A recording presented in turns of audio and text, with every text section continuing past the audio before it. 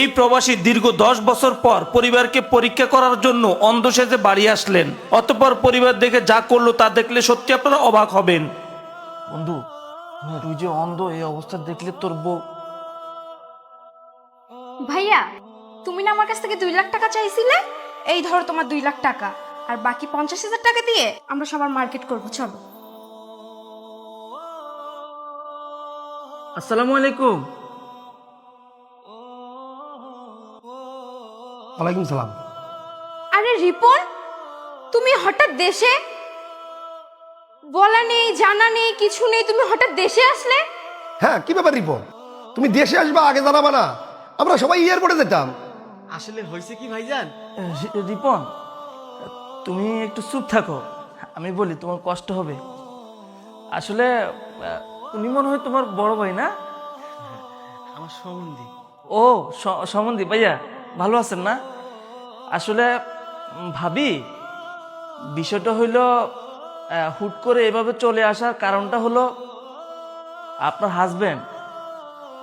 আসলে কিভাবে যে বলি, আমি জানি আপনারা হয়তো কথাটা শুনলে আপনারা কষ্ট পাবেন, কিন্তু কি আর করার, আমার তো বলাই লাগবে, তাই না?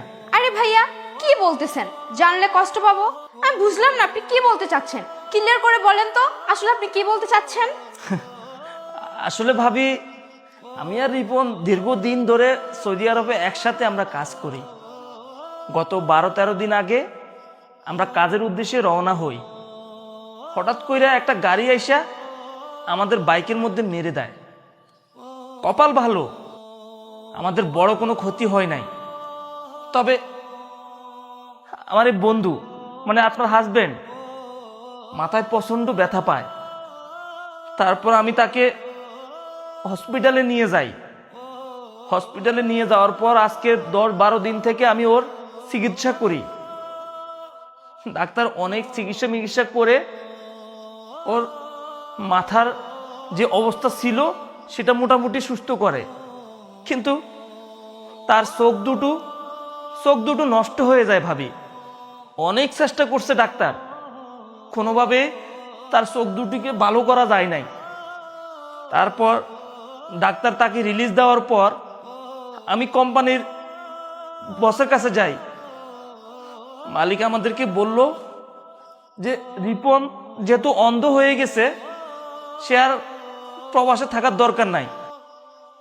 ভাবি, ভাইজান, আপনারা তো ভালো করে জানেন, এই প্রবাস মাটিতে কোনো মানুষ যদি ল্যাংড়া, খোঁড়া বা অন্ধ হয়, তাকে তারা রাখে না, কারণ তার তো দেখার শক্তি নাই, তার চক্ষু অন্ধ হয়ে গেছে। এই জন্যই তাকে ওই দেশ থেকে পাঠাই দিছে। আর আমি যেহেতু দীর্ঘদিন ধরে আমার বন্ধুর সাথে আমরা একসাথে কাজ করছি, কিভাবে ওকে আমি একলা পাঠাই বলেন? আর সবচেয়ে বড় কথা হলো, দীর্ঘদিন ধরে আমি ওর হসপিটালে অনেক টাকা পয়সা ওর পিছনে খরচ করছি, প্রায় 10 থেকে 12 লাখ টাকা, এবং ওর ভিসা, টিকিট সমস্ত কিছু প্রসেসিং করতে আমার আরো 4 লাখ টাকা গেছে। টোটাল 16 লাখ টাকা খরচ কইরা আমি ওরে দেশে নিয়ে আইছি। ভাবি, কি বলেন ভাইয়া এগুলা? রিপন নাকি মাথায় ব্যথা পেয়ে ও অন্ধ হয়ে গেছে? তাই তো বলি, গত 15 দিন যাবত ওর সঙ্গে কোনো কন্টাক্ট করতে পারতেছি না। ভাইয়া শুনছো, রিপন নাকি আর চোখে দেখতে পারবে না। হ ভাবি, আমি সত্যি কথাই বলছি, ও আর কোনোদিন চোখে দেখতে পারবে না।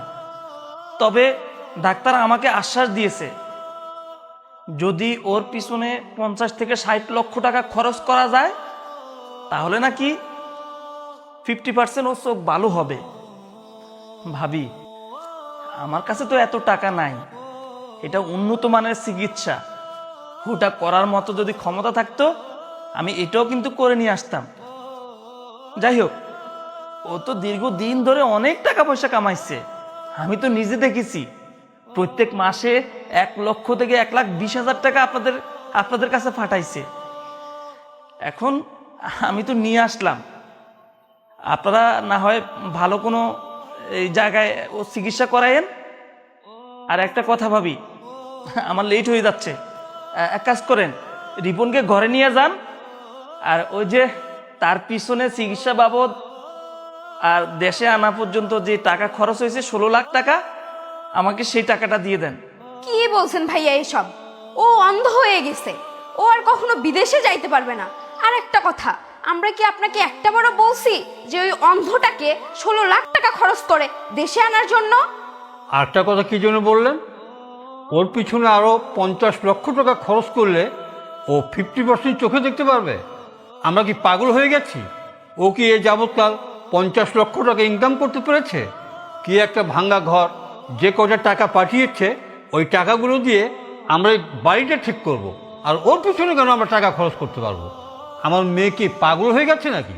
এই অন্ধের পিছনে আমরা 50 লক্ষ টাকা খরচ করব? আমার মেয়ের ভবিষ্যৎ আছে না? আর ওই অন্ধের পিছনে আমরা 50 লক্ষ টাকা খরচ করে আমরা কি রাস্তায় রাস্তায় ভিক্ষে করে খাবো? বলুন আপনি। যান, এই অন্ধকে যেখান থেকে নিয়ে আসছেন ঠিক সেখানে নিয়ে যান। প্রয়োজনে ওর চেয়ে ভালো ঘরে আমার মেয়েকে বিয়ে দেবো। ওর পিছনে আমরা 1 টাকাও আর খরচ করতে পারবো না। যান, নিয়ে যান এখান থেকে। বাবা, বাবা আপনি এসব কি বলছেন? পায়েল, পায়েল তুমি তো আমার স্ত্রী, তুমি আমার বউ, তুমি না আমাকে ভালোবাসো? তুমি না বলছিলে তুমি আমার জীবন মরণের সাথী, সুখে দুঃখে আমার সাথে থাকবে? আজকে আমার এই করুণ পরিণতি দেখে তুমি আমাকে ছেড়ে যেতে চাচ্ছ? আমি তোমাদেরকে টাকা পয়সা ইনকাম করে দেই নাই। পায়েল দেখো, যদি যদি উন্নত চিকিৎসা করা হয় আমি আবার চোখে দেখতে পারবো, আমি আমি আবার বিদেশ যেতে পারবো, আবার আবার আমি ডলার ইনকাম করতে পারবো। পায়েল, এই বিপদের সময় তোমরা আমাকে ছেড়ে যেও না। যেভাবেই হোক তোমরা 50 লক্ষ টাকা ম্যানেজ করো, আমার চিকিৎসাটা করাও। আমি আবার চোখে দেখতে চাই, এই পৃথিবীর আলো আমি দেখতে চাই। আমি অন্ধ হয়ে আমি দুনিয়াতে থাকতে চাই না। পাইলে আমি তোমাদের জন্য কি করি নাই? ওই প্রবাস মাটিতে দিন রাত পরিশ্রম করেছি, কত কষ্ট করেছি, শরীরের রক্ত পানি করে আমি ইনকাম করে তোমাকে টাকা দিয়েছি। আমি আমি তোমাকে, তোমার ফ্যামিলিকে কোনোদিন অভাব বুঝতে দেইনি। যখন যা চেয়েছো তোমরা আমার কাছে, আমি তখন তাই দিয়েছি। বন্ধু আস্তে কথা বল, তোর প্রবলেম হইব। বন্ধু এরা কি বলে? বন্ধু, ভাবি, আঙ্কেল, ভাইজান, আসলে আপনারা কি বলতেছেন? এত বছর ধরে ও প্রবাসের মাটিতে এত কষ্ট করছে, টাকা পয়সা পাঠাইছে, আর এখন যখন শুনছেন সে আর চোখে দেখতে পারবে না, আপনারা বলতেছেন তাকে আর লাগবে না। তার মানে কি এতদিন কি আপনারা তার টাকাকে ভালোবাসছেন? যাই হোক, সেটা আপনাদের ফ্যামিলিগত ঝামেলা, এটা আমি আমার মাথা নিতে চাচ্ছি না। আপনারা এক কাজ করেন, আমার টাকাটা দেন, আর আপনারা ওকে কি করবেন না করবেন সেটা আপনাদের ব্যাপার। আমার টাকা দিয়ে দেন, আমি চলে যাই। এই দাঁড়ান তো, তখন থেকে খেলে বলেই যাচ্ছেন, বক বক বক বক করে যাচ্ছেন। ওই অন্ধটাক দিয়ে আমরা কি করবো? হ্যাঁ, যেখানকার অন্ধ সেখানে রাখি আসেন। আর আপনার কে বলেছিল যে ওর পিছনে টাকা খরচ করতে? আমরা বলেছিলাম 1 কানা করেও দেবো না, 1 কানা করেও না। আর রিপন, তুমি কি বললা? আগে তোমাকে আমি অনেক ভালোবাসতাম। হ্যাঁ বাসতাম তো, কারণ তুমি আগে টাকা পয়সা ইনকাম করে আমাকে মাসে মাসে পাঠাইতা। আমি মাসে মাসে টাকা পাইতাম, আমি শপিং করার জন্য টাকা পাইতাম, এইটা করার জন্য টাকা পাইতাম, সব কিছুরই টাকা পাইতাম। কিন্তু তুমি তো এখন অন্ধ হয়ে গেছো, তোমাকে এখন আমি ভালোবেসে কি করব বলো তো? আর তোমাকে এবার নিয়েই আমি কি করব? এই ভাইয়া শুনেন তো, আপনি ওকে যেখান থেকে নিয়ে আসেন সেখানে নিয়ে যান তো, এত আপতার ঘাড়ে নিতে পারবো না, নিয়ে যান। পায়েল, পায়েল তুমি এসব কি বলছো? আজ আমি অন্ধ বলে তুমি আমাকে বাড়িতে উঠতে দিবা না? আমাকে বাড়ি থেকে তুমি দূর দূর করে তাড়িয়ে দিবে? বন্ধু, বন্ধু রে, শান্ত হ বন্ধু, শান্ত হ। এবার তো বুঝলি তোর ফ্যামিলি, তোর বাপ মা মারা যাওয়ার পর তুই যাকে বাপ মানছস, যাকে বড় ভাই মানছস, সবসময় আমাকে বলতি বন্ধু আমি একজন ফ্যামিলি পাইছি, আমি আমার বাপ মা হারাইছি তাতে কি হয়েছে, কিন্তু না, আমি যাকে বিয়ে করছি তার পরিবার আমার পরিবারের মতো আমাকে ভালোবাসে। দেখলি তো, দেখলি তোর পরিবার তোকে কেমনটা ভালোবাসে। তুই অন্ধ হয়ে আসছিস, এটা শুনে তারা এখন তোকে দেখতে পারতেছে না। যাক, আমি তোকে যা বলছি, যেটা করার জন্য বলছি, তোর পরীক্ষা করা শেষ। আর কি জানতে হবে? দাঁড়া বন্ধু, আর কিছু জানতে হবে না। পায়েল, দেখো দেখো আমি অন্ধ কিনা। রিপন, তুমি না বললে তুমি অন্ধ? তুমি তো চোখে দেখতে পারতেছো। হ্যাঁ রিপন, এটা কি ধরনের ফাজলামি? আরে জামাই বাবা, তুমি এভাবে কেন ইয়ার কি করছো? আসো আসো আসো আসো বাবা, ঘরে আসো আসো আসো। কি বলেন শ্বশুর আব্বা? আপনি কি আমার বন্ধু লাগেন? আপনার সঙ্গে আমি মস্করা করব? আর পায়েল, তুমি কি বলছো? আমার আর কোনো প্রয়োজন নেই। এই ন্যাংরারে কানারে নিয়ে আমি কি করব? তুমি আমার একসময় অনেক ভালোবাসতা, যে সময় আমি তোমারে মোটা অঙ্কের টাকা দিতে পারতাম। এখন তুমি বুঝতে পেরেছো আমি আর টাকা ইনকাম করে দিতে পারবো না, এই টাকার মেশিনটা টাকা ছাপানো হবে না, তাই আর আমার প্রয়োজন নাই। তাই তুমি আমাকে বাড়ির ত্রিসীমানায় উঠতে দিচ্ছ না, বাড়ি থেকে দূর দূর করে তাড়িয়ে দিচ্ছ। যে মানুষটা তোমাকে বলল আমরা দীর্ঘদিন একসাথে কাজ করেছি, আমার চোখের সামনে অ্যাক্সিডেন্ট করে ও মাথায় আঘাত পায়, তারপর চোখে দেখেন আমি আমার নিজের টাকা দিয়ে ওকে চিকিৎসা করে দেশে নিয়ে আসছি, সে মানুষটাকেও তুমি অপমান করলে। হ্যাঁ, তাকে তুমি বললে আগ বাড়িয়ে কেন দালালি করেছে। তার মানে তুমি টাকাই চিনলে, ভালোবাসার মানুষকে চিনলে না। আরে শুধু তুমি না, তোমরা সবাই টাকার কাঙ্গাল। আমরা প্রবাসীরা কি শুধু টাকা ইনকাম করার জন্য আমাদের জন্ম হয়েছে? আমরা কি পরিবারের কাছে, ফ্যামিলির কাছে ভালোবাসা পাবো না? সারা জীবন কি শুধু আমরা টাকা ইনকাম করেই যাবো আর টাকা তোমাদেরকে দিয়ে যাব? বিনিময়ে কারো কাছে কি একটু বিনা স্বার্থে ভালোবাসা পাবো না? এই যোগ্যতা কি আমাদের নেই? এতটুকু অর্জন কি আমরা করি না তোমাদের কাছে একটু ভালোবাসা? তোমাকে যখন আমার বন্ধু বলল 50 লাখ টাকা খরচ করলে আমি চোখে দেখতে পারবো, তুমি তো তোমার বাবার ইনকামের টাকা দিয়ে আমাকে চিকিৎসা করাতে হতো না। আমার টাকা দিয়ে আমার চিকিৎসা করলে তো আমি দেখতে পারতাম, আবার আমি হয়তো প্রবাসে যেতে পারতাম, আবার আমি ইনকাম করতে পারতাম।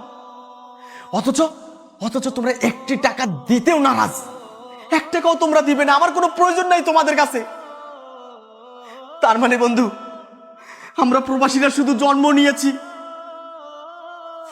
ফ্যামিলিকে, বহু বাচ্চাকে ভালো রাখার জন্য। আমাদের ভালোটা কারো দেখার দরকার নাই, শোন, আমি আমার বন্ধুর কাছে গল্প করেছিলাম, বন্ধু এই 2 কুলে আমার কেউ নাই, বাবা নাই, মা নাই, কিন্তু আমি বাপের মতো একটা শ্বশুর পেয়েছি, বড় ভাইয়ের মতো একটা সম্বন্ধী পেয়েছি। আর আমার বউ তো অতুলনীয়, সে আমাকে এত বেশি ভালোবাসে বলে বুঝাতে পারবো না। তখন আমার বন্ধু আমাকে বলছে, দোস্ত রে, কারো প্রতি এত অন্ধবিশ্বাসী হোস না, পস্তাবি। ওর সঙ্গে ঝগড়া করেছি, যুদ্ধ করেছি, কিন্তু জোর করে আমাকে বলেছে, বন্ধু মরার আগে একবার মরে দেখ না, তোর এই ফ্যামিলির লোক তোকে কত ভালোবাসে। শুধু ওর কথার উপর ভিত্তি করে আজকে অন্ধ হওয়ার নাটক সেজেছি। সেই নাটকে তো তোমরা যা দেখাইলা আমার বুঝ হয়ে গেছে। এই যে ব্যাগ দেখছস না, ব্যাগ ভর্তি টাকা আছে, লাগেজ ভর্তি গহনা আছে। ওকে বলেছিলাম আমার বউ আমার এই পরীক্ষায় জিতবে, আমি ফেল করব, তুই ফেল করবি। তখনও বলেছে যদি তোর বউ পাশ করে সমস্ত কিছু তুই তোর বউ তোর শ্বশুর সম্বন্ধীকে দিস, আর যদি ফেল করে কি করবি? বন্ধু তোরে বলতাছি এখন আমি কি করব? আমি ওদেরকে যা দিছি এটা তোদেরকে ভিক্ষা হিসাবে দিয়ে দিলাম, ভিক্ষা। আর আমার কাছে যা আছে তাই লইয়া আমি আমার বন্ধুর সঙ্গে গেলাম। ভালো থাকিস বেঈমানের দলেরা। এই প্রবাসীরা মরে না, প্রবাসীরা মরবে না। প্রবাসী নিজের শরীরের ঘাম পানি করে ইনকাম করা শিখছে, আবার নতুন করে ঘুরে দাঁড়াবো, নতুন করে জীবন সাজাবো। ভালো থাকিস।